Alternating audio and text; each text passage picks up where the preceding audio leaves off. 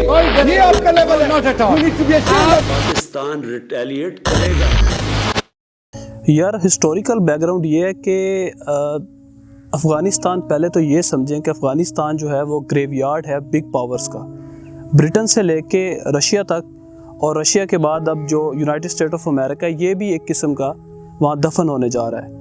ये कुछ इस तरह इसकी स्टोरी स्टार्ट होती है कि जब कम्युनिज्म वर्सेस कैपिटलिज्म की लड़ाई हो रही थी, तो 1979 में रशिया, जो यूएसएसआर जिसे कहते थे, ये इन्वेड कर जाता है अफ़गानिस्तान में। ये जैसे इन्वेड करते हैं तो अमेरिका के इंटरेस्ट होते हैं कि कम्युनिज्म को रोकना है।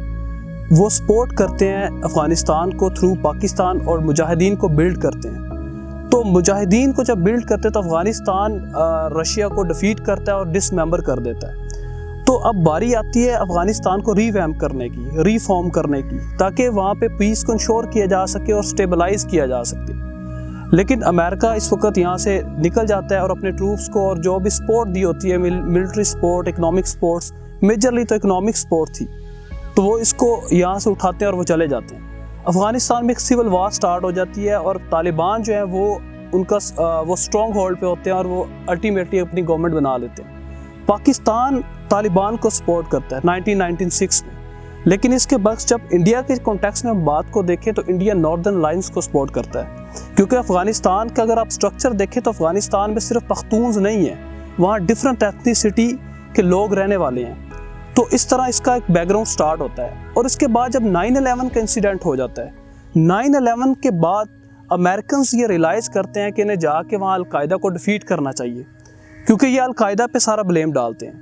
तो अमेरिकन जो फोर्सेस होती हैं वो यहाँ इन्वेड कर जाती हैं अफ़गानिस्तान में, और इस तरह ये अफ़गानिस्तान की जो वार है ये स्टार्ट होती है 2001 में। अच्छा, जब ये वार शुरू हो जाती है 2001 में, तो उस वक़्त हामिद करज़ई सजेस्ट करता है कि इसको डायलॉग के ज़रिए सॉल्व किया जाए इस इशू को, और तालिबान रेडी होते हैं इसको सॉल्व करने के लिए, क्योंकि मेन मुद्दा तो उसामा बिन लादेन का था, अलकायदा का था, कि मुल्ला उमर को अमेरिकन ने कहा था कि हमें अलकायदा का जो लीडर है Osama bin Laden hand over करें, लेकिन मुल्ला उमर ने इसको इनकार कर दिया।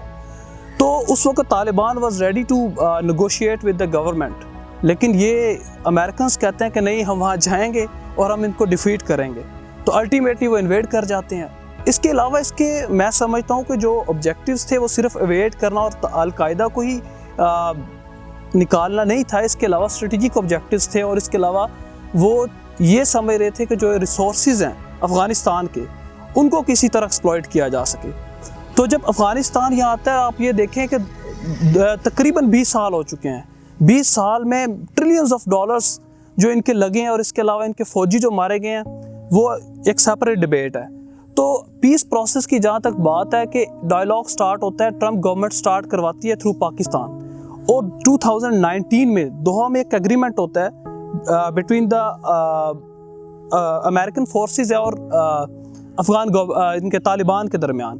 तो इस एग्रीमेंट को दोहा एग्रीमेंट कहते हैं। इसके जो मेन पॉइंट्स थे वो ये थे कि कंप्लीट विदड्रॉ करेगा अमेरिका अफगानिस्तान से, लेकिन ये विदड्रॉ फेज वाइज होगा और 14 मंथ में कंप्लीट होगा, जो कि मई 2021 में कंप्लीट होने जा रहा है। दूसरा जो इसका मेन एक एग्रीमेंट था कि जो ट्रूप्स हैं, तालिबान जो है वो अफगान ट्रूप्स को रिलीज़ करेंगे, इसके बरक्स जो अमेरिकन हैं या अफगान गवर्नमेंट है वो तालिबान को रिलीज़ करेगी।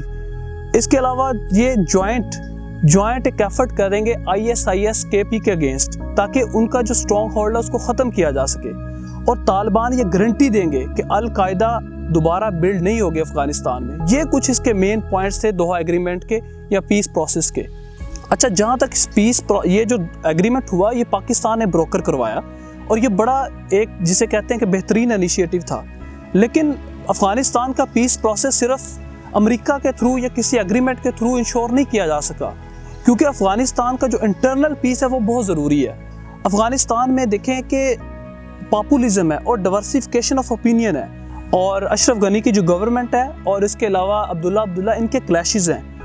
आल्दो के ये क्लैश सॉल्व हो चुके हैं, लेकिन जो इंटरनल इंस्टेबिलिटी है वो बहुत ज़्यादा है अफगानिस्तान में। इसके अलावा अफगानिस्तान में जो ISIS KP का होल्ड है वो नहीं चाहते कि पीस प्रोसेस को इंश्योर हो सके यहाँ पे। तीसरी जो मेन रीज़न मैं समझता हूँ कि वो इंडिया का एलिमेंट है। आप ये देखें कि इंडिया की जो प्रेजेंस है चाबहार के थ्रू ईरान में और पाकिस्तान को डिस्टेबलाइज करने के लिए वो ख़त्म हो चुकी है। तो इंडिया स्टे करना चाहता है। अब उनके पास एक वाहिद जो हल है वो अफ़गानिस्तान है कि अफ़गानिस्तान में स्टे करें और अफ़गानिस्तान के रास्ते पाकिस्तान को डिस्टेबलाइज किया जा सके।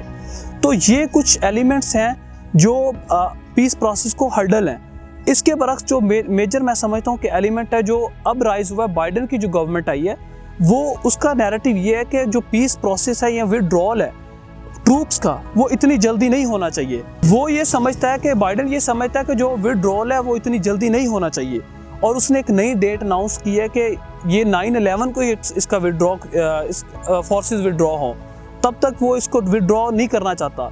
तो ये जो तालिबान है उन्होंने बड़ा इस पर स्ट्रॉन्ग रिएक्शन दिया है। उन्होंने कहा जी कि विड्रॉ इसी डेट को होगा जो हमारे साथ इनके नेगोशिएशन हुई थी और जो दोहा एग्रीमेंट में एक डेट सेट हुई थी। तो ये एक मैं समझता हूँ कि हर्डल है।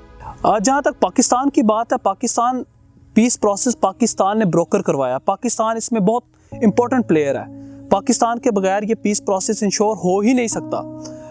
अगर लेट्स सपोज कि ये इसकी इम्प्लीकेशन दोनों साइड पे हमें देखनी चाहिए। अगर सडन विड्रॉल होता है तो तब भी ये जो स्टेबिलिटी है उसके चांसेस कितने हैं इसको देखना चाहिए। दूसरी तरफ अगर तालिबान जिस तरह कह रहे हैं कि वो इसको मज़ीद एक्सटेंड करने के मूड में नहीं है और बाइडन ने ये एक नई डेट अनाउंस कर दी है, तो अगर तालिबान दोबारा अटैक स्टार्ट कर देते हैं तो मैं ये समझता हूँ कि ये एक फिर सिविल वार की तरफ, एक डिस्टेबिलिटी की तरफ ये जा सकती है बात जो। और इसके अलावा जो मेजर एक एलिमेंट है जिसको देखना चाहिए वो ये है कि इंडिया जो है, इंडियन आर्मी चीफ ने भी पिछले दिन ये स्टेटमेंट दिया है कि वो ये चाहते हैं कि अभी अफगानिस्तान से जो फॉरेन फोर्सेज हैं, जो नेटो फोर्सेज हैं, उनको विड्रॉ नहीं करना चाहिए। तो पाकिस्तान के लिए अगर ये सिविल वार स्टार्ट हो जाती है, किसी ने अगर ये अमेरिकन विड्रॉ करते हैं और सिविल वार दोबारा स्टार्ट हो जाती है अफगानिस्तान में, तो पाकिस्तान के लिए इम्प्लीकेशन ये है कि एक तो रेफ्यूजीज फिर पाकिस्तान में आएंगे और दूसरा वेपनाइजेशन होगी और पाकिस्तान की जो इंस्टेबिलिटी है वो किसी ना किसी तरह स्टेबिलिटी को इंस्टेबिलिटी की तरफ कन्वर्ट हो जाएगी। तो पाकिस्तान के लिए इसके इम्प्लीकेशन बहुत स्वेयर हो सकते हैं अगर ये प्रोसेस जो है ये डीरेल हो जाता है। तो अमर इस बात क्या है कि पाकिस्तान को चाहिए कि अपनी जो गुड ऑफिस हैं इसको यूज़ करे और सारी चाइना, पाकिस्तान और अफगानिस्तान ये तीनों मिलकर ट्राइलेटरल टॉक करें और अफगान जो तालिबान है उनके साथ टॉक होनी चाहिए और पीस प्रोसेस को इंश्योर करना चाहिए।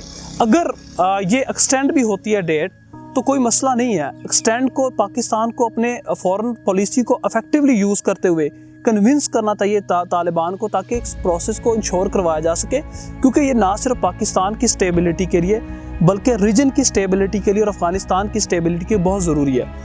इसके अलावा पाकिस्तान के लिए इसलिए भी इम्पोर्टेंट है कि अगर अफगानिस्तान में अमन आ जाता है तो जो इंडिया की प्रेजेंस है वो डेप्रिशिएट हो जाएगी, वो कम हो जाएगी। अगर इंडिया की प्रेजेंस वहाँ कम हो जाती है तो हमारा जो बॉर्डर्स हैं वो वेस्टर्न बॉर्डर वो सिक्योर हो जाता है और पाकिस्तान जो है वो मज़ीद स्टेबिलिटी की तरफ जाएगा।